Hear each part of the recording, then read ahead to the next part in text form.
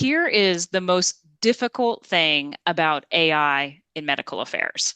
It's not which tool to use, it's not how to implement it into your workflow. It's keeping up on all of the changes. Vivek, it's crazy, right? It's changing nonstop. Yeah, I mean, if you just look at the last month, there's been so many announcements, it's really hard to keep up. I agree completely. So, what we're going to do today is give you three major AI announcements that you should be aware of in medical affairs. Thank you, Vivek, so much for being here. I'll do a quick introduction and we'll pass it over. My name is Patrina. I'm the creator of Medical Affairs Strategy Hacks. This channel is all about helping medical affairs demonstrate value. And we are in a very exciting time because we are in the midst of the Gen AI revolution. As we talked about, it is so hard to stay on top of everything. It's like a full-time job. So Vivek and I are going to give you three major announcements in the last month that you should be aware of and start thinking about how to incorporate into your workflow.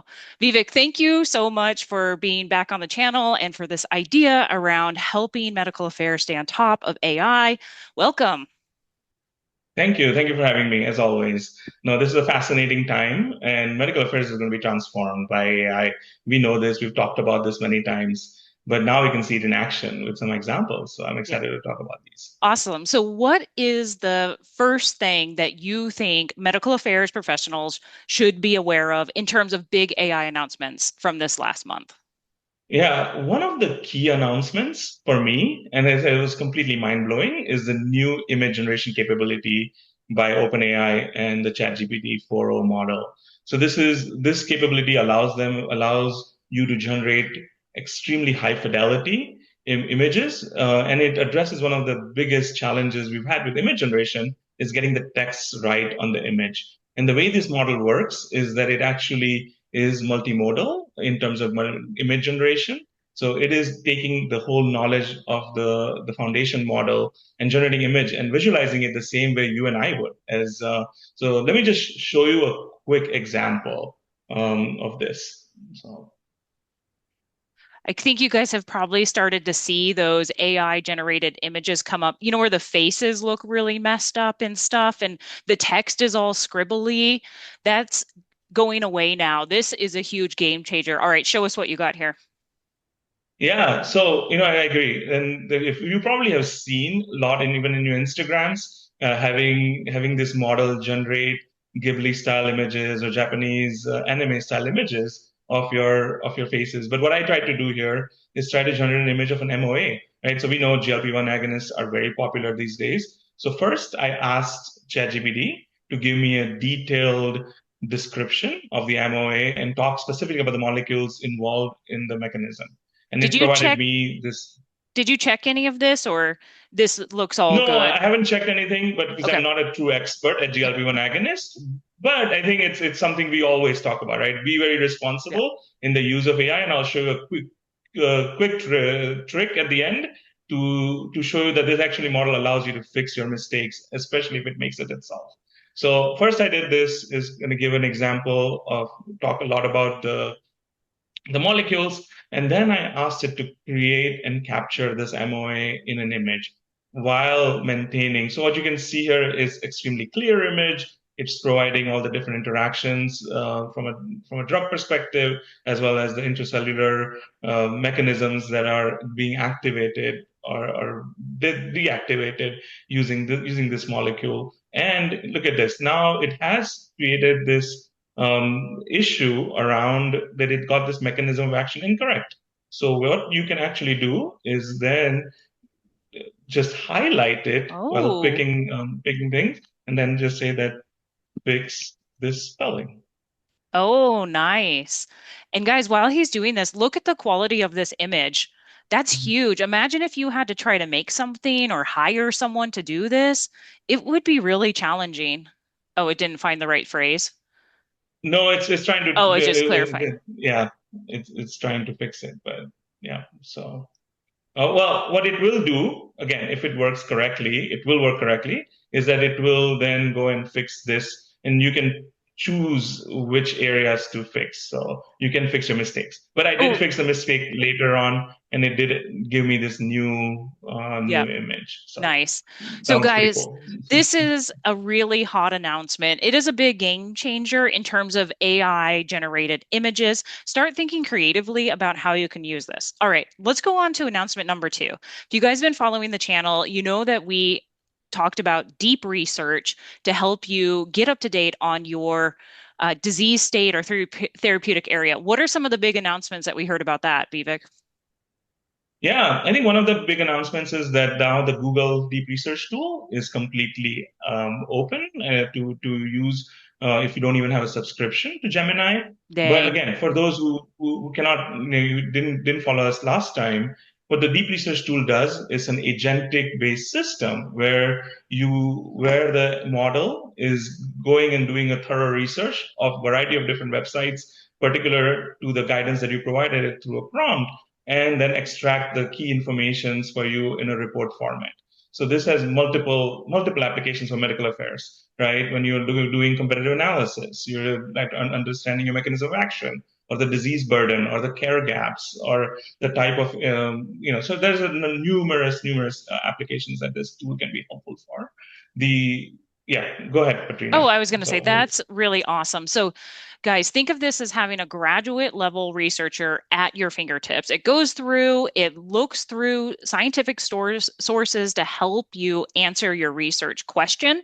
Definitely check out the hack on that. I'll link it down below. It's really awesome. And then there were some more Yeah, and let me add, announcements. add something more. That so now, if you have the $20 subscription to ChatGPT, which I highly recommend, again, I'm not sponsored by them, Although is we that there are would these be deep open research. to that, right? We would be open to that. Yeah. Absolutely. That their deep research tool actually performs deep analysis, and it actually runs code, performs analysis. So it's one of my favorite ones. The other one that is not being talked about enough is the Grok tool by XAI. Their tool is actually aggregates a lot of information real time from a news perspective, and they have access to this corpus of data sets that is very unique to them, that is not available Oh. to other platforms.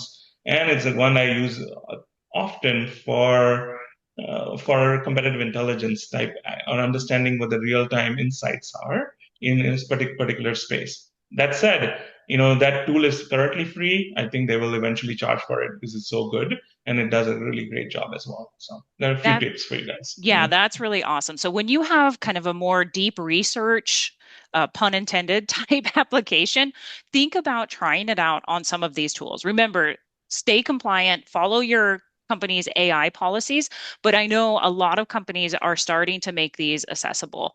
All right, let's go on to the third tip that we want to give you, or the third announcement. And do you want to kick us off here? Yeah, and the other big announcement, again, it's been 50 years of Microsoft, so they've done a lot of different announcements in the last couple of weeks. And one of the big ones that I think are going to impact us significantly is the availability of this deep analyst tool and deep research tool within Copilot. This is going to be a game changer, right? Because a lot of us, who work in industry, often because of the Microsoft's relationships with a variety of different companies, have access to Copilot type Copilot application, Microsoft Copilot. And if your company has enabled this, I would highly recommend checking it out because it's like having a direct report who will go and do research for you, right? So that one's pretty cool.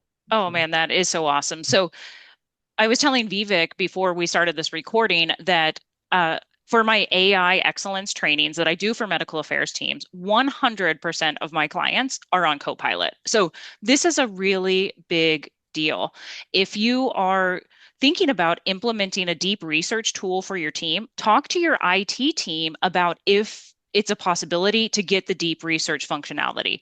One of the things about Copilot is that everybody's instance looks different. Everybody has different things turned on or off. So, another thing that we wanted to tell you as part of Microsoft's announcements on this 50-year birthday is that it's also implementing the podcast tool. So, Vivek, tell them about that. Yeah, I think it's similar to the Notebook LM functionality where you can upload a document and it'll generate. I personally haven't played with it. I've only seen the announcement, Yeah, but me I too. can't Me too. wait to get my hand on it and test it out. But Yeah. keep an eye out for it. If your IT teams enable it, again, I will continue to say that these models, these outputs, double check them. This is where medical affairs has an edge because they're experts in the therapeutic area. So, utilize these models to enhance your workflows, but also make sure that the outputs are accurate. Yeah, so keep your eye out for that. Like Vivek said, what a really cool application that you can use for that is to take a scientific paper and convert that into a podcast that you can listen to on the go. That is really cool and can be a huge time saver. But like Vivek said, use it responsibility. We want to close out today after giving you those three great announcements about the image generator from OpenAI, deep research tools becoming free and in Copilot, as well as new Copilot features out there. We are often asked, what's the best tool to use, or what is the best AI tool to use? And the answer is the one that you have. And so we really encourage you to get into the tool, start playing around with it, figure out what it can and can't do. Well, Vivek, thank you so much for being on the channel again. Any last words? No, thank you so much, and I'm excited for what your audience is able to do. And please share like any Yes. new use cases that we are not aware of. 'Cause I'd love to learn more as Oh well. yeah, I was at Maps a couple weeks ago and people were coming up to me saying, "Oh, I used your conference planning tool or I used your prompt on this."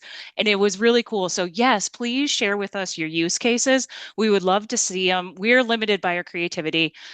Reach out to us on LinkedIn. If you're not following Vivek already, make sure you're following him. He has a lot of great content on AI and it's like we said, really hard to stay on top of everything, but hopefully this helps you. And again, thank you so much for being on the channel, Vivek. Thank you so much, as always, for having me. If you want to get more updates like this to your inbox, check out the Medical Affairs Value website. I'll link it up above. I have a newsletter where I release new hacks every week. All right. Thanks, everybody.